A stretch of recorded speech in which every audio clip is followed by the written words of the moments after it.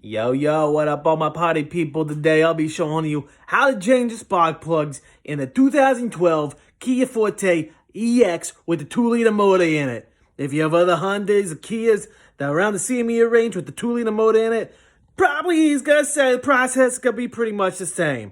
So come on, take a look at the video, let's see how it gets done. First, go ahead and grab this cover here. Just rip it right the fuck off of your motor. Just like that. Set it down somewhere nice on the ground.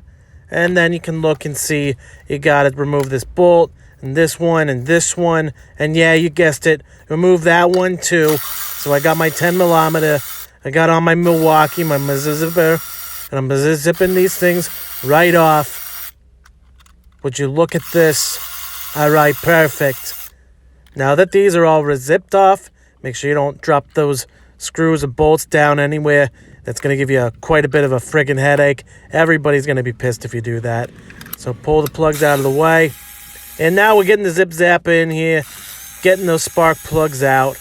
We got the Milwaukee fully zipping this thing, screaming like a freaking F1 car. And that's how you know you're working on your car really hard. It's doing a really good job there.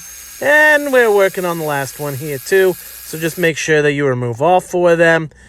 Go in there with your little dingle-dongler tool, and you just suck those things up and set them down just in a nice little neat pile, nice and organized, so you can go and get them back later, and so you don't lose them.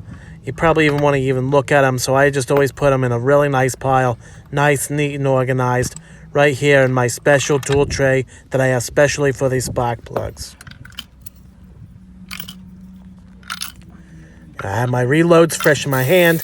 Did that tack reload and got my Milwaukee zip zapping these things right back in until the torque snaps my wrist. And after my wrist breaks, then I know for sure that the spark plugs are properly torqued to spec. And if you don't have a special torque rating like that, I typically just use my left hand.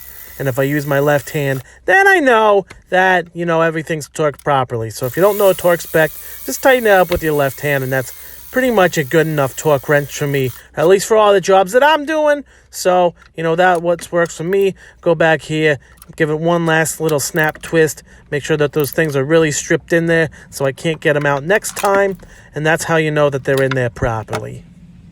Now we're going to go ahead and take the little coil packs, push those little ends on there, and tighten up the 10 millimeter bolts on top.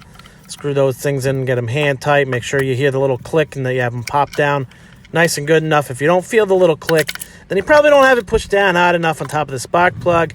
So you'll want to go ahead and push down harder. And then you get your Milwaukee 10 millimeter zipper zapper, and you just rip those sons of guns back in there until you feel those things strip out too. And you take this stupid piece of shit plastic cover, you throw it in your engine bay, and you're all done.